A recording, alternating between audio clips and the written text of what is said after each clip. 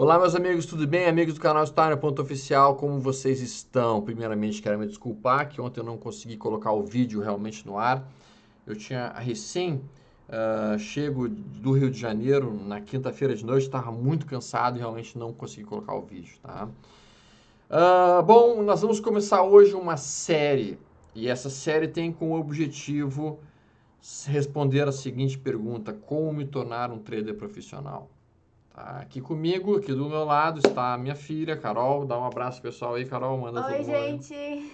Ok, então a Carol vai participar deste treinamento junto comigo, tá? Basicamente porque ela quer se tornar uma trader profissional, então ok, vou tentar orientá-la e praticamente esse treinamento vai ser exatamente como se eu estivesse conversando com ela, passando as principais recomendações que um trader tem que fazer na sua vida para buscar se tornar um trader profissional.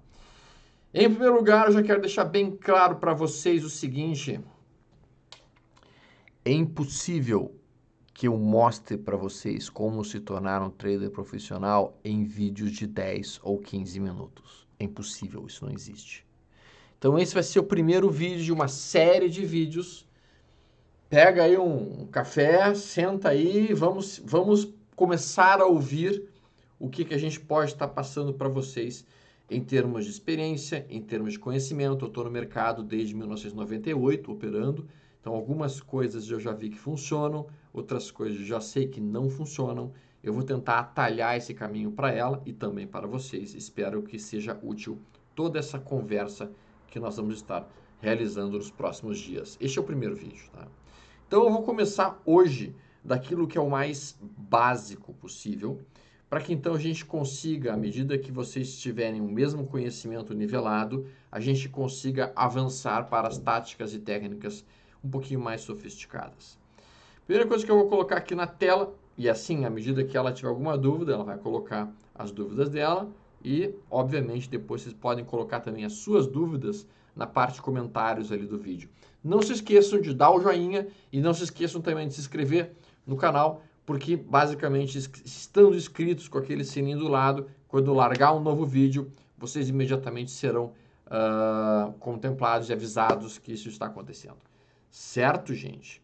Bom, primeira coisa que eu pedi para que a Carol fizesse na semana passada, antes que ela olhasse imediatamente o gráfico, a primeira coisa que eu pedi foi: você vai pegar um papel milimetrado grande e você vai começar a desenhar os candles com máxima, mínima, abertura, fechamento, máxima, mínima, abertura, fechamento, máxima, mínima, abertura, fechamento. Para que então você consiga fazer o quê? Para que você consiga aprender de fato o que é um gráfico, como ele se constrói, como ele é desenhado e mais do que isso, para que você consiga entender a amplitude dos candles, a movimentação das barras, o que é uma sombra inferior, o que é uma sombra superior. Porque percebam, no momento que você recebe todas essas informações prontas, feitas pela plataforma, você não está raciocinando em cima de como é que aquele candle está se formando. É mais ou menos como você estivesse utilizando uma calculadora para resolver um cálculo matemático. Você não está pensando em como é produzida aquela multiplicação ou aquela divisão. Você apenas aperta os botõezinhos e está com tudo pronto. Então eu pedi que ela fizesse isso. Ela fez. Ela fez logo de cara em cima do gráfico de barras, o que eu entendo um equívoco. Já levou uma puteada por causa disso. Não se faz o gráfico de barras, eu pedi que ela fizesse de candles. Por que tu fez de barras? Conta aí pra gente. Então, é que assim, Isso é primeiramente. Itaú, né? Gráfico diário. Primeiramente não me foi especificado. Ah, que Eu tipo tenho que que é? deixar essa reclamação. Não foi especificado qual dos tipos eu devia fazer. Então eu olhei as de base e eu pensei, gostei, achei legal, vou fazer assim. Tá. Mas enfim. Por que tu gostou do gráfico de barras? Porque o gráfico Porque. de barras é esse aqui, ó. É. Esse é o gráfico de barras. Uhum. O que tu viu de vantajoso nele? Assim, Deixa eu botar aqui a tela, que não tá vendo. Agora vão ver. É. Isso aqui, esse é o gráfico de barras. Uhum. Vou dar um zoom pra gente poder chegar um pouco mais perto. Então esse é um gráfico de barras. O que tu viu nele que tu achou interessante? Assim, em um primeiro momento, eu achei mais fácil eu conseguir perceber a amplitude do candle e também ver onde é que foi tipo, a abertura e o fechamento. Eu achei mais fácil pra mim, tipo, entender ele assim, do que vendo os candles. Porque eu tava meio confusa, o que que era a sombra, o que que era, enfim. Mas... Ok, ok, entendi. Então, a leitura dela, quando ela olhou o gráfico de barras, é que quando tu olha o gráfico de barras pela primeira vez, realmente fica fácil tu ver quando você tem um candle amplo, como esse daqui, uma barra ampla, como essa, e ao mesmo tempo também fica fácil de localizar quando você tem uma barra extremamente estreita, como esta. Esse tipo de barra mais estreita é importante que a gente perceba quando ele acontece, por quê? Porque justamente antes das barras amplas, nós teremos barras estreitas. Então, realmente, nesse sentido, ela está correta. Uma das grandes vantagens que o gráfico em barras tem em relação ao gráfico de candles é que a gente consegue ver com mais clareza a volatilidade que aquele candle especificamente, que aquele dia especificamente teve. Outra coisa que é bastante interessante dentro do gráfico de barras é que tu consegue colocar uma maior quantidade de dados em uma página menor. Então isso realmente também ajuda muito o desenho de todas as coisas que a gente consegue ver imediatamente aqui no caso que ela fez. Tá? Então a gente consegue ver as barras, consegue ver o rompimento do topo, consegue ver inclusive os inside bars Eu circulei. que estão circulados, certo? Então, sim, nesse sentido eu entendo por que ela defendeu a ideia de gráficos em barra. Mas, novamente falando, se a gente coloca isso daqui através de gráficos de candle, que é isso aqui, a gente percebe, a gente também consegue perceber o aumento na volatilidade de uma barra grande, porque a gente vê uma vela enorme realmente. Ao mesmo tempo, a gente consegue ver também as velas um pouco mais estreitas. Mas isso se nós estamos acostumados a olhar. E isso é a primeira coisa que eu pedi que ela fizesse. A primeira coisa que eu pedi que ela fizesse foi justamente acostumar os seus olhos a procurar barras estreitas e acostumar os seus olhos a procurar barras amplas. E aí tem um outro detalhe importante. Quando você observa, por exemplo, uma situação como essa, em que você está ali desenhando o seu gráfico na tela, no papel milimetrado, e você vê essas sombras inferiores aqui e aqui,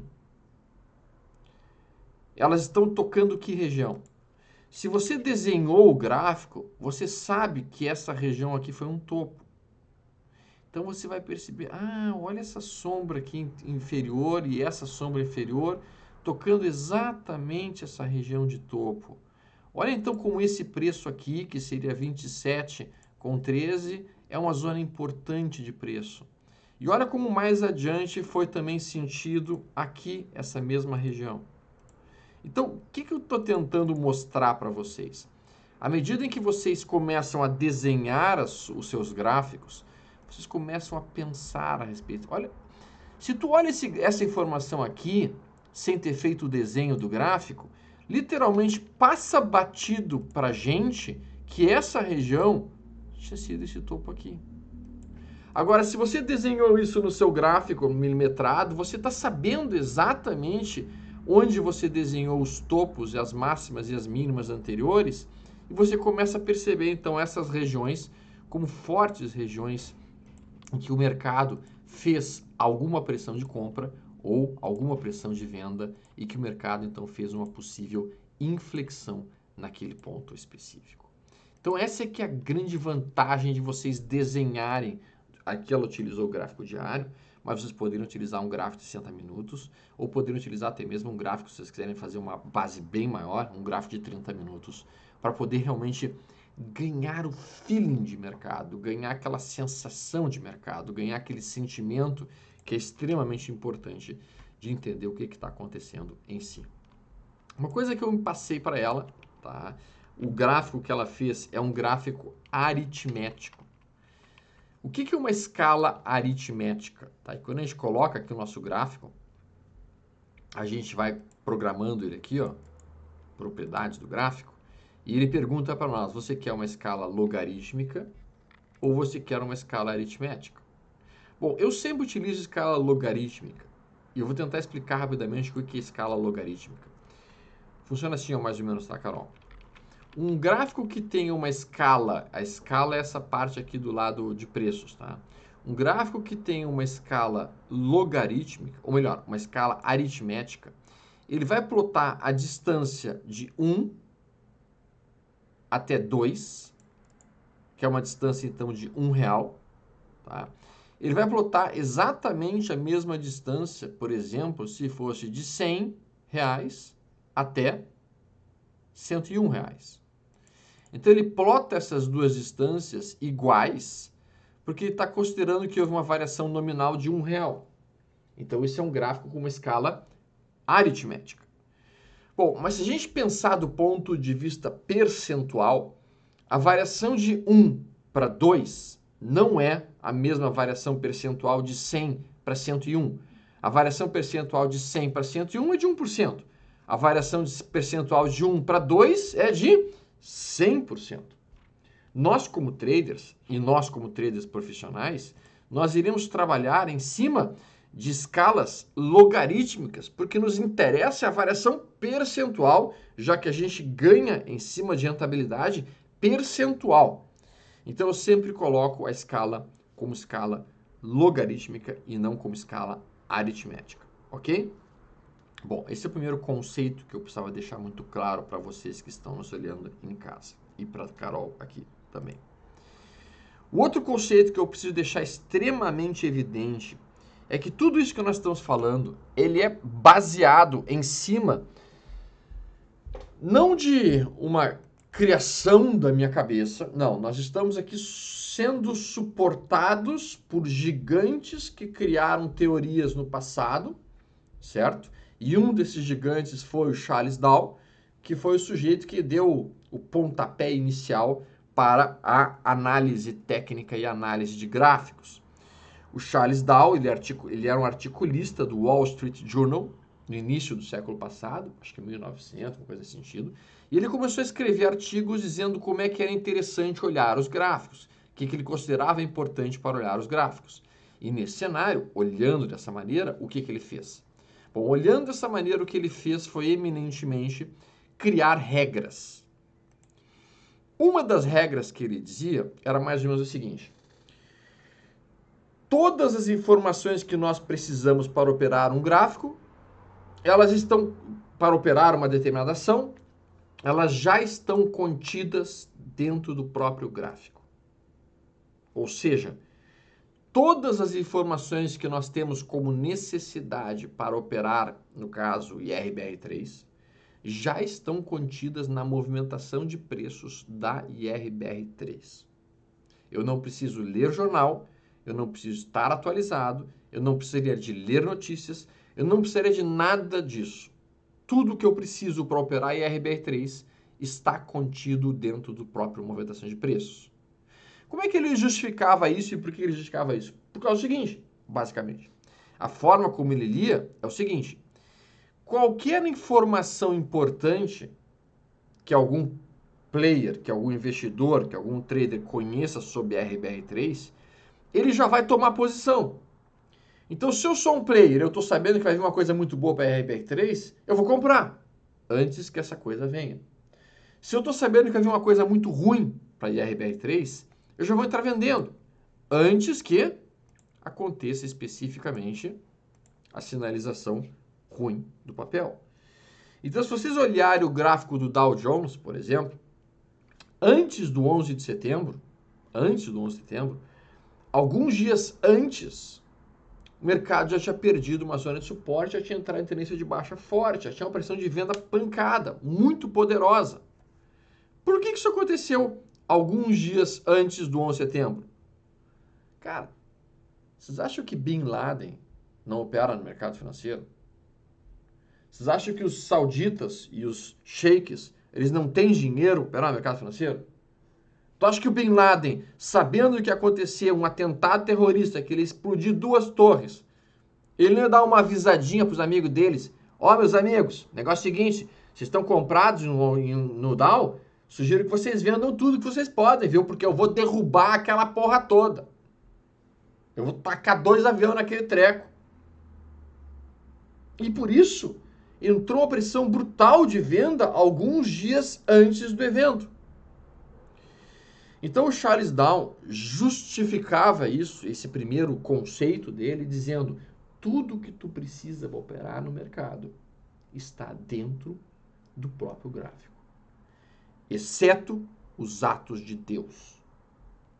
Então a única coisa que o mercado não consegue antever são os atos de Deus. O que quer dizer com atos de Deus? Cara, se acontecer um terremoto e aí tu tem uma tsunami, uma tragédia em que centenas de milhares de pessoas morreram, ninguém tinha como saber que aconteceu o terremoto, né? Isso é uma coisa completamente imprevisível. E daí sim o mercado será pego de surpresa.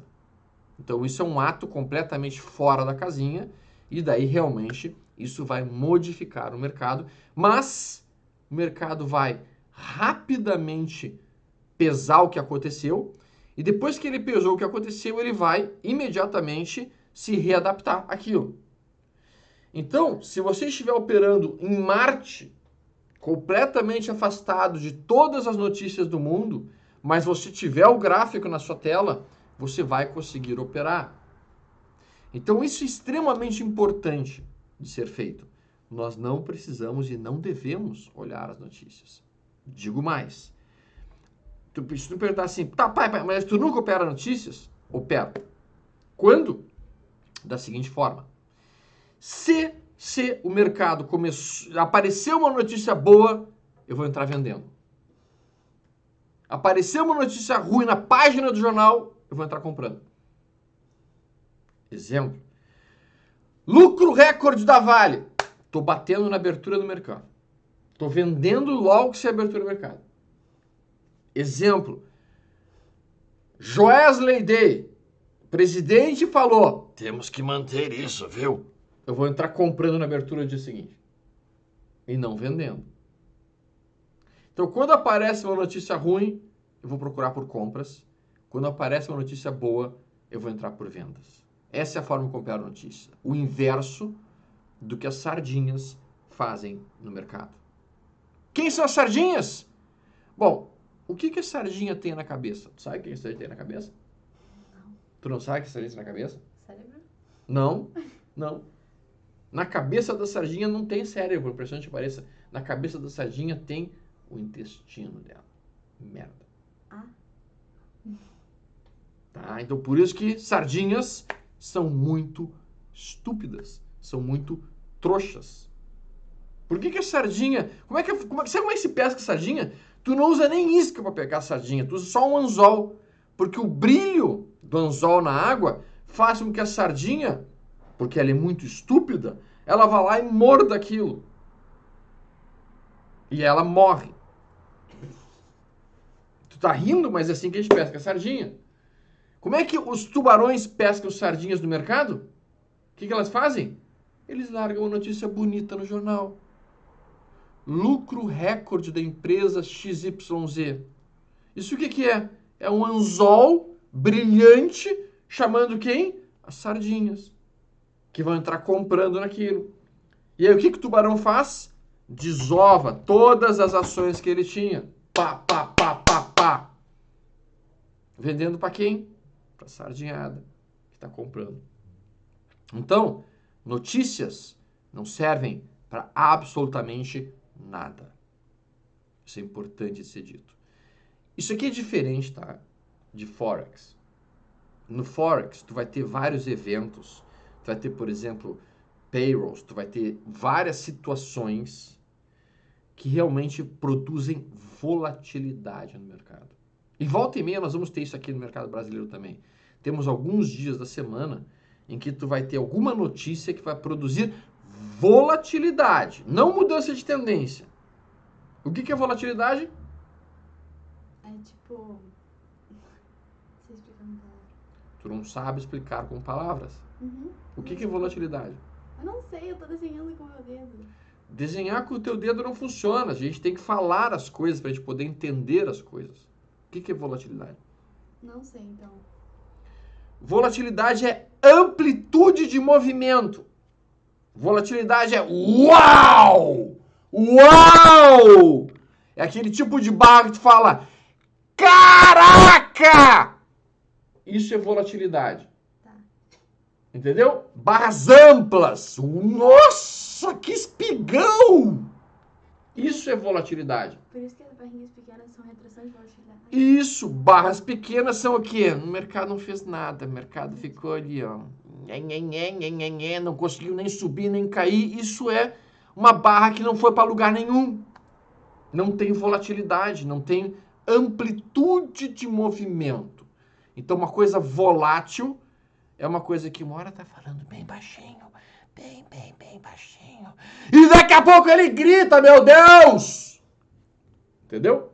Amplitude. Redução de volatilidade, amplitude de volatilidade. Bom, o mercado vai acontecer isso. Então, Feds, livros marrons, depois de falar um pouquinho sobre isso, nós vamos ter Copom, nós vamos ter payroll. São momentos de mercado em que o mercado dá uma sacudida. Tá? São momentos importantes e que um trader profissional tem que estar atento, sim, para que ele diminua o tamanho das suas posições quando chegar perto de um determinado evento desses. Ok? Bom, voltando para cá, então, e vamos olhar aqui, basicamente, este gráfico, como nós estamos vendo. O segundo conceito que o Charles Down colocava para nós, e é um conceito que é extremamente importante para que todos em casa entendam, uma vez que a gente tenha entendido como é que funciona a construção de um gráfico, tá? Uma vez que a gente tenha entendido como funciona o gráfico em si, em que a gente tem os gráficos de barras e que a gente tem os gráficos de candles, nós temos um segundo conceito importante, tá? Que é os preços se deslocam em tendências. Os preços se deslocam em tendências. Ok? Só que dentro das tendências que nós vamos ter, então, basicamente, 3 tipos de tendência principais. Uma tendência que recebe o nome de tendência de alta. A tendência de alta é basicamente quando nós temos uma sequência de topos e fundos ascendentes. Perfeito. Então, isso forma uma tendência de alta. Então, a gente tem um topo, fundo, topo, fundo, topo, fundo, ascendentes. Bom, o outro tipo de... E essa tendência, ela vai ser dividida em 2 pernas. Uma perna de alta e uma perna de baixa. Uma perna de alta, uma perna de baixa. Uma perna de alta, uma perna de baixa. Uma perna de alta. Ok? Numa tendência de alta, as pernas, elas vão ser maiores em amplitude e em tempo. Elas vão durar mais tempo e elas vão ser mais amplas numa tendência de alta do que as pernas de baixa. Então, observa aqui, ó, Carol. Isso aqui é uma perna de alta, seguida de uma perna de baixa. Veja quanto tempo dura essa perna de alta. 1, 2, 3, 4, 5, 6, 7 dias. 7 semanas. E olha quanto tempo foi essa perna de baixa. 1, 2 semaninhas. Então veja que durou menos tempo. E se você parar para pensar bem, a amplitude das barras brancas, eu vou dar um zoom só para que a gente consiga ver isso melhor. A amplitude das barras brancas, ela é bem maior do que a amplitude das barras pequenas. Então, quando tu vê a amplitude dessa barra, e quando eu estou falando de amplitude, eu estou falando de distância entre abertura e fechamento, abertura e fechamento, abertura e fechamento. Olha como a distância dessas 3 barras, dessas amplitudes, ela é bem menor do que a amplitude dessa barra, do que a amplitude dessa barra, dessa barra, dessa barra, dessa barra. Quando você olha as amplitudes das barras, você vai sentindo quem é que está dominando de fato aquele papel. Porque quando você tem, por exemplo, uma barra que é assim, e que simplesmente você tem uma sombra superior e uma sombra inferior, tá? O que você tem aqui de fato? Você não pode dizer que essa barra foi claramente dominada por alguma das forças.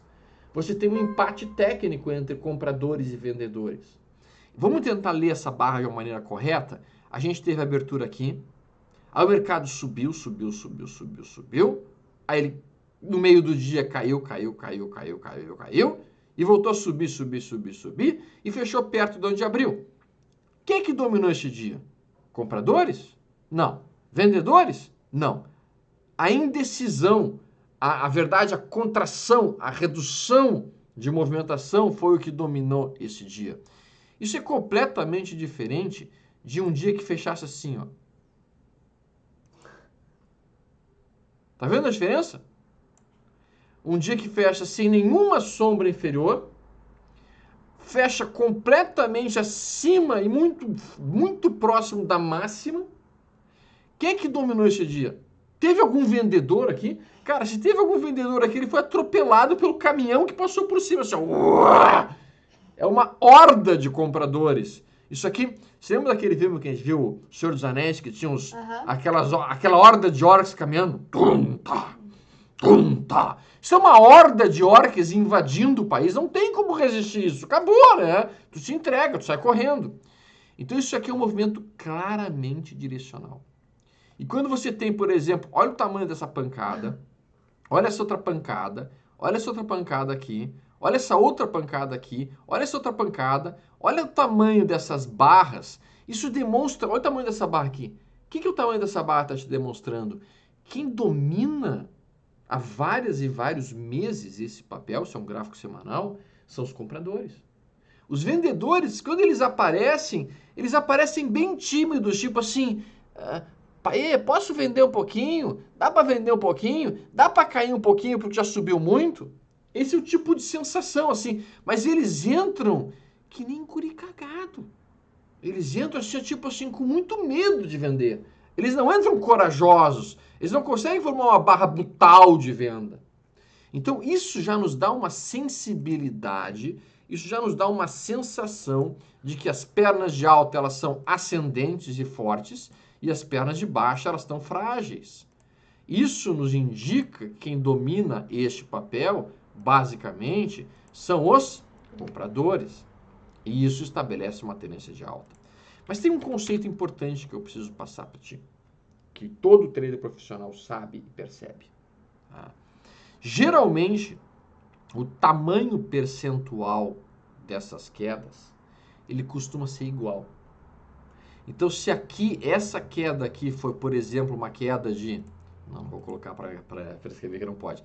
Digamos que essa queda aqui tenha sido uma queda de 6% de amplitude daqui até aqui. Uhum. Tá? Essa queda aqui também tende a ser 6%. E essa outra queda aqui também tende a ser 6%. Então, o tamanho das quedas dentro de uma tendência de alta sólida tende a ser muito similar. Se eu pegar o tamanho dessa queda aqui, por exemplo, vamos pegar essa distância daqui até aqui, e eu copiar exatamente essa anotação, clonando ela, eu vou ter um tamanho de queda que vai ser muito parecido com a próxima queda que nós vamos estar observando. Deixa eu botar aqui, se eu consigo. Não sei se eu consigo fazer isso aqui, não sei se dá, acho que não. Infelizmente não deu. Então tá, então desisto. Mas a gente mediria esse tamanho de queda. Ah, deu, até deu, ó. Ó como o tamanho de queda é igual, ó. E aqui também, ó. E aqui também, ó. E aqui também, ó. E aqui também, ó. Então, os tamanhos de queda acabam sendo similares em amplitude.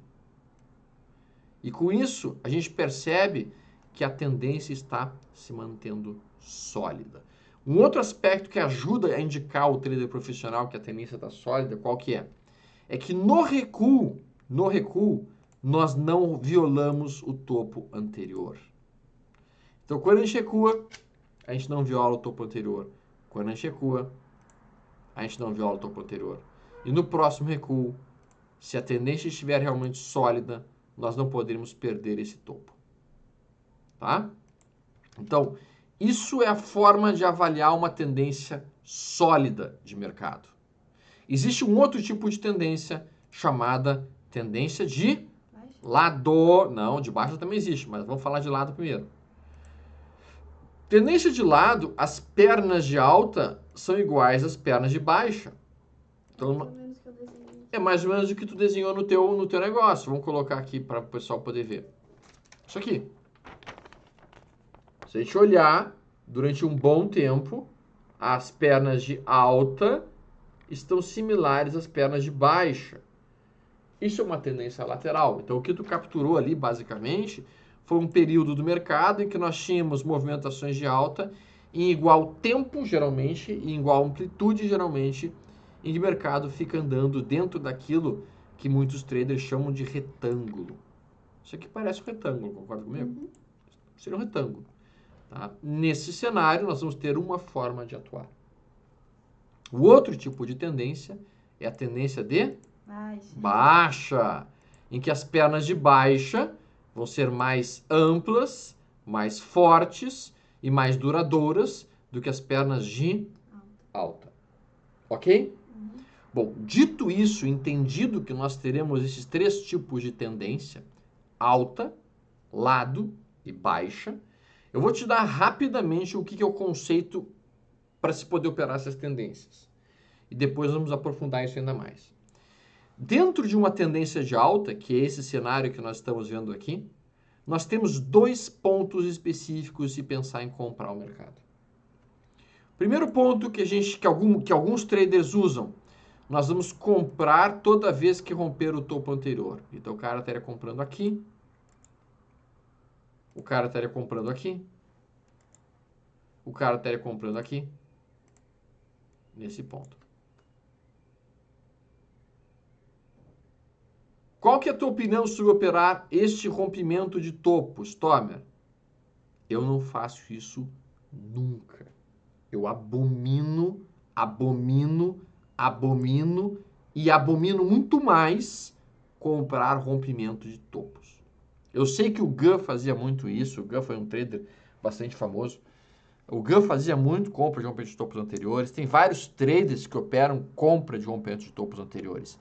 Eu não faço. Eu não faço. E eu vou explicar por que eu não faço. Quando você compra aqui, Carol, onde está o seu stop? O stop é o seu risco máximo da operação. Acho que seria no fundo. O stop ficaria, exatamente, ficaria nesse fundo. É um stop longo. É um stop muito longo. Ele fica caro.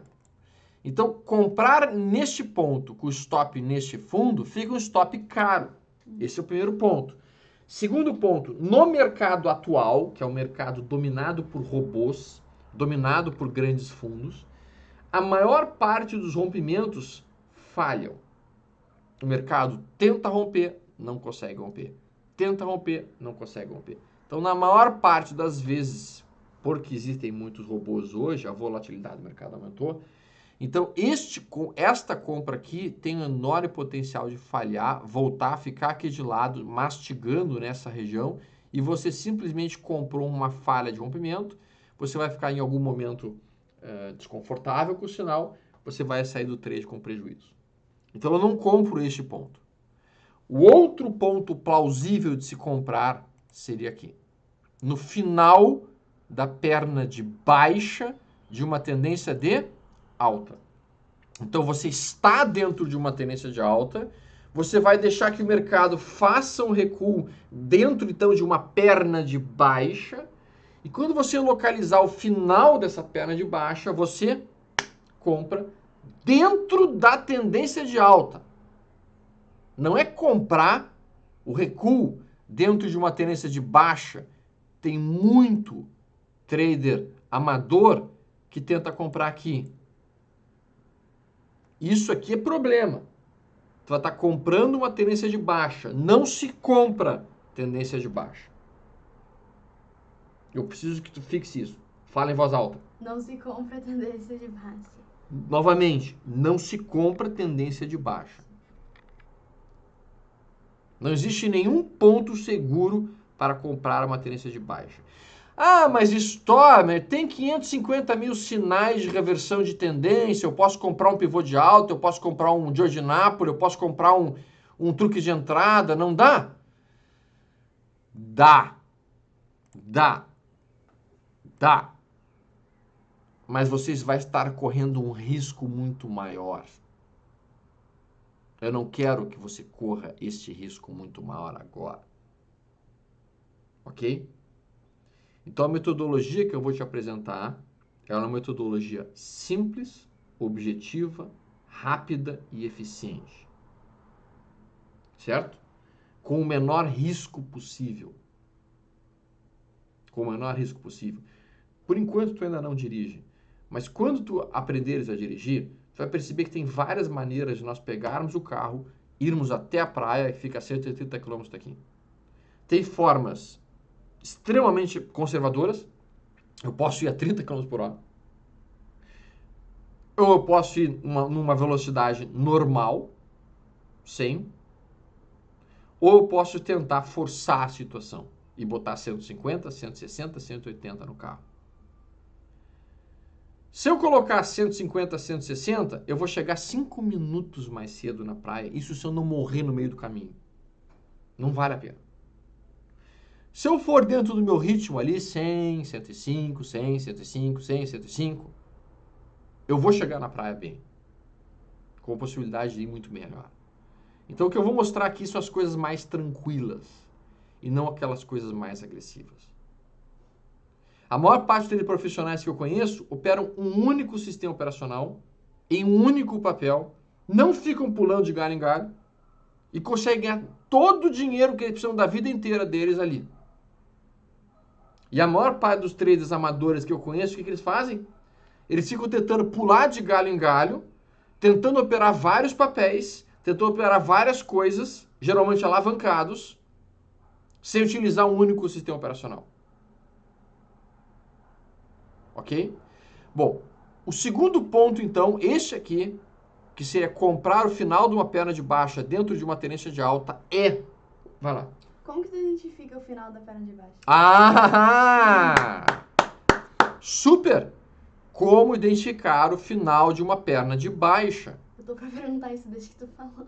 Vamos lá. Ok? Essa é uma pergunta justa. Como é que eu vou saber que acabou a perna de baixa? Porque, afinal de contas, a perna de baixa está acontecendo, né? A melhor maneira de se localizar... Antes de eu falar disso, deixa eu abordar aqui o outro ponto. Tá? Existe, então, este primeiro ponto de compra que eu não uso, o outro ponto de compra que é possível, e vai ter um outro ponto plausível. Qual que seria? Tu deixar o papel romper o topo anterior, tu deixar ele recuar e tu comprares novamente aqui. Esse é o ponto 3 de entrada, dentro de uma tendência alta. Você compra o pullback do último topo rompido. Você compra o pullback do último topo rompido. Por exemplo, se a gente pega esse gráfico aqui da RBR3, se nós olharmos aqui o cenário, nós diríamos que isto aqui é um topo anterior. Esse ponto.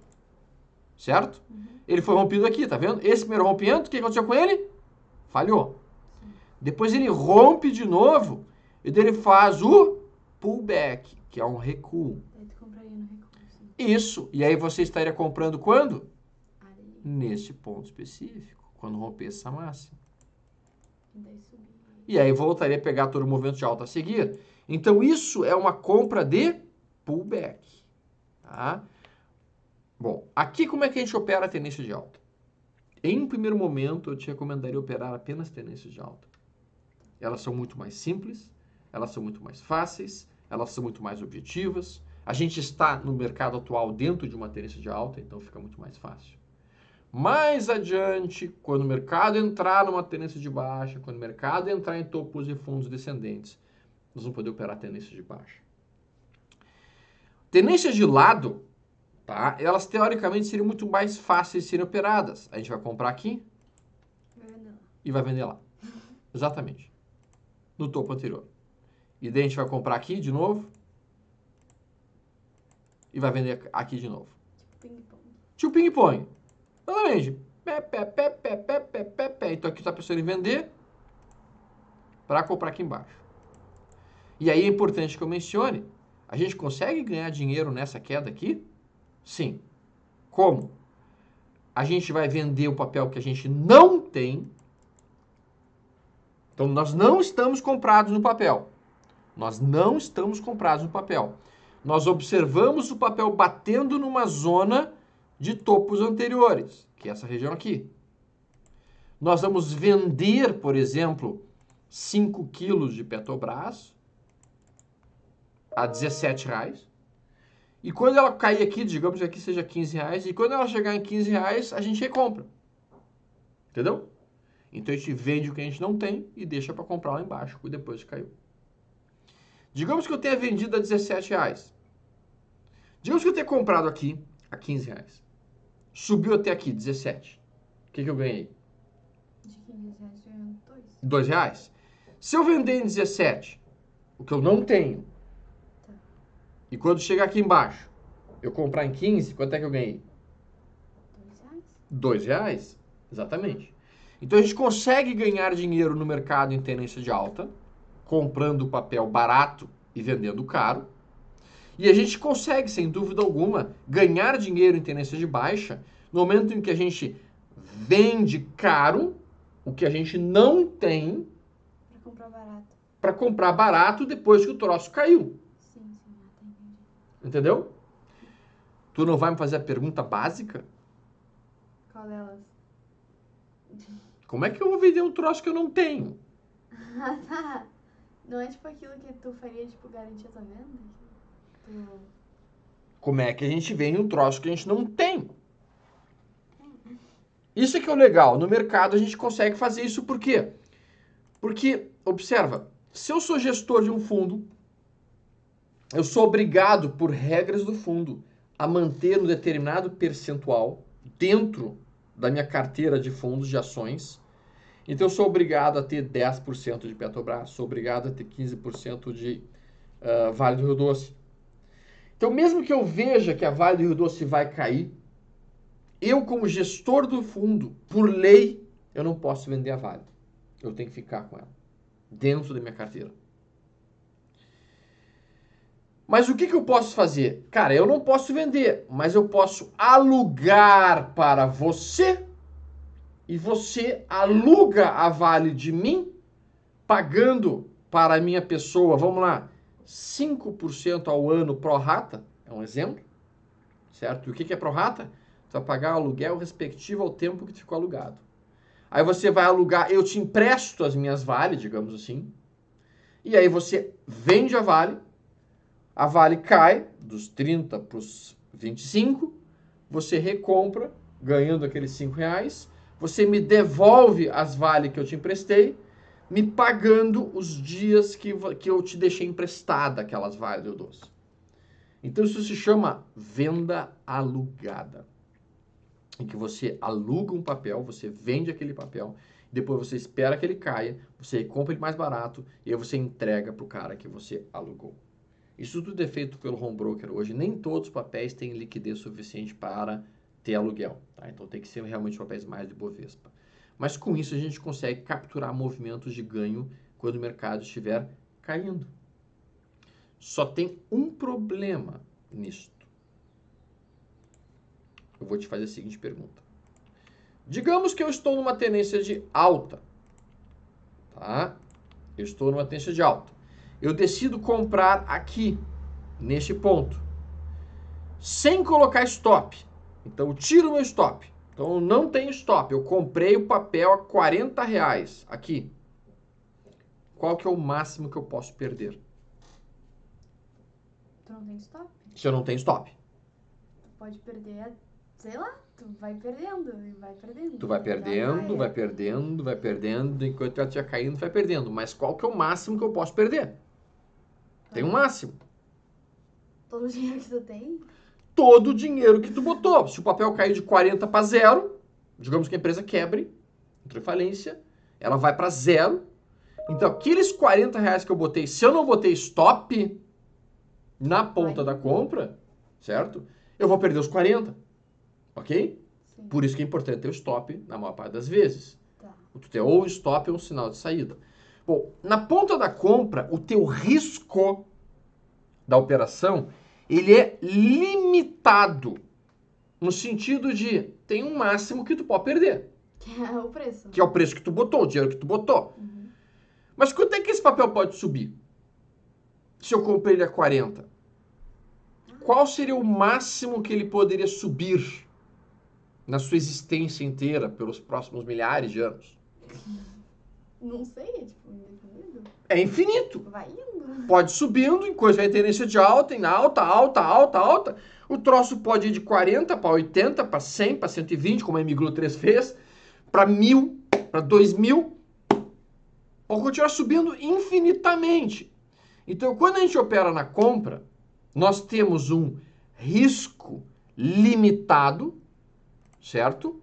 Limitado no zero, no caso, se a gente não botou stop, para um potencial ganho ilimitado. Enquanto estiver subindo, o troço pode subir. Concorda? Uhum. Bom, quando a gente opera na venda, quando nós estamos vendendo alugado, em que a gente pega um papel e vende aqui, no final da perna de alta, certo? Uhum. Sem stop. Sem stop. Qual que é o nosso ganho máximo? Eu vendi o papel alugado a R$40. Qual que é o máximo que eu consigo ganhar?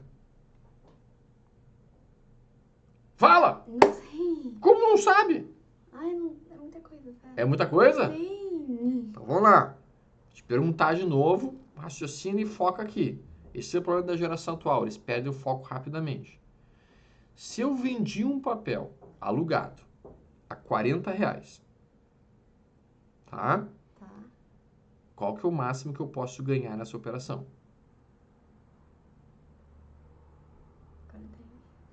40. R$40. Se o papel for para zero, é simples assim. Se o papel for para zero, tu ganha R$40.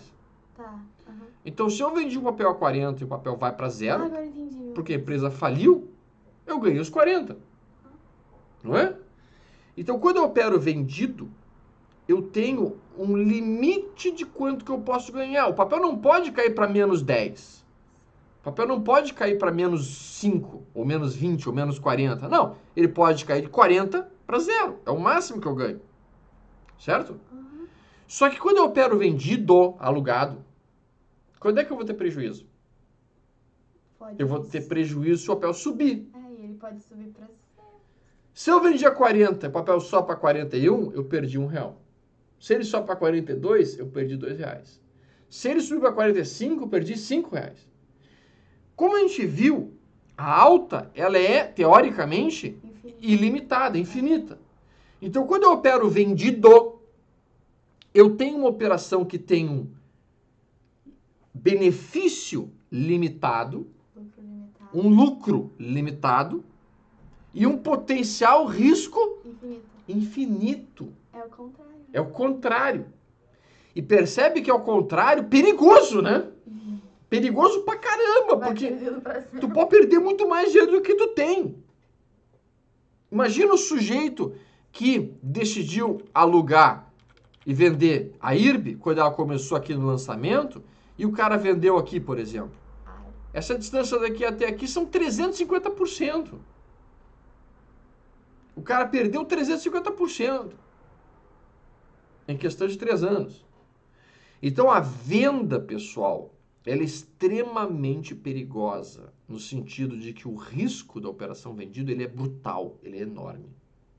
Então, usualmente, na venda, a gente tem que ser muito cauteloso e tem que ter stops, obrigatoriamente. Sempre. Tá? Bom, então assim, isso aqui que nós falamos sobre tendências de alta, tendências de lado e tendências de baixa, são o segundo princípio do Charles Down. Tá? O segundo princípio do Charles Down. Na nossa próxima conversa, nós vamos falar exatamente a tua pergunta, responder a tua pergunta.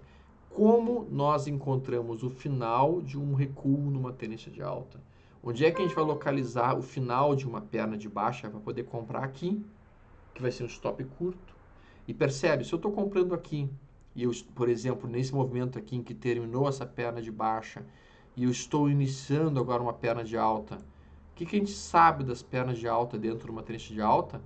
Elas são mais amplas do que a última perna de baixa. Então, eu vou ter um stop curto e um alvo longo, que é tudo que a gente precisa ter para ganhar dinheiro no mercado.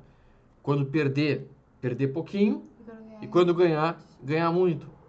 Então, a ideia toda que existe atrás de um trader profissional, qual que é? A ideia toda de um trader profissional é: eu quero localizar a direção da tendência. E uma vez que ela tenha aparecido, eu quero pegar o final do movimento corretivo daquela tendência. Com isso eu vou trabalhar com um stop curtinho para botar um alvo longo pra caramba. E aí quando acertar aquela operação, eu vou ter ganhado um balde. E se eu errar a operação, eu vou ter perdido pouco, perdido uma colherinha. E aí eu preciso ser muito claro com vocês que estão me ouvindo em casa, antes da gente terminar aqui o que a gente está conversando. A diferença que existe do trader profissional para o amador não é que o trader profissional acerta mais. Sabia? Tu já me contou sobre isso. Qual que tu acha que é a diferença do amador, do sardinha, do cara que perde dinheiro pro cara que ganha dinheiro? Pra ganhar dinheiro, ele tem que ganhar mais quando ele ganha do que quando ele perde. Tipo, ele tem que perder menos quando ele perde e ganhar mais quando ele ganha. Isso é uma das coisas. Mas a outra, isso se chama expectativa matemática positiva, que eu abordei ele, inclusive, num dos vídeos, que é como a melhor lição que eu tive no mercado. Mas o mais importante, realmente, é consistência. É isso que diferencia o amador do profissional. Consistência no método empregado. Consistência no controle de risco. Consistência na estratégia aplicada. E é isso que eu vou tentar te ensinar nas próximas vezes que a gente vai conversando. Como obter consistência. O trader profissional vai errar trades. Várias e várias vezes o cara vai ser estopado. Várias e várias vezes o cara vai estar estopando. Isso não é errar. Estopar um trade no prejuízo não é errar um trade. Estopar um trade no prejuízo é seguir o método. Então, muitas e muitas vezes, nós vamos estopar um trade no prejuízo e isso não vai ser um erro técnico. Erro técnico seria não ter estopado. Erro técnico seria não ter estopado onde devia. Exato. Erro técnico seria ter pensado, mas se eu estopar aqui eu vou estar perdendo dinheiro. E daí o cara desliga o stop, ou abaixa o stop, ou retira o stop. E daí deixa o prejuízo dele correr muito. E ele não vai mais perder uma colherinha, ele vai perder uma piscina inteira de dinheiro. E aí é um erro. Então o trader profissional se preocupa em seguir um único método de forma sistemática, consistente, metódica e precisa. Semana que vem, nós vamos mostrar exatamente onde é o ponto em que o mercado faz aquele término da perna de baixa e inicia uma perna de alta para que a gente possa tomar as posições. Ok? Pessoal, se vocês curtiram, deem um like aí, compartilhem com os amigos de vocês. Essa é a parte 1, a parte introdutória de como se tornar um trader profissional. Nos vemos em breve. Um abraço. Até mais.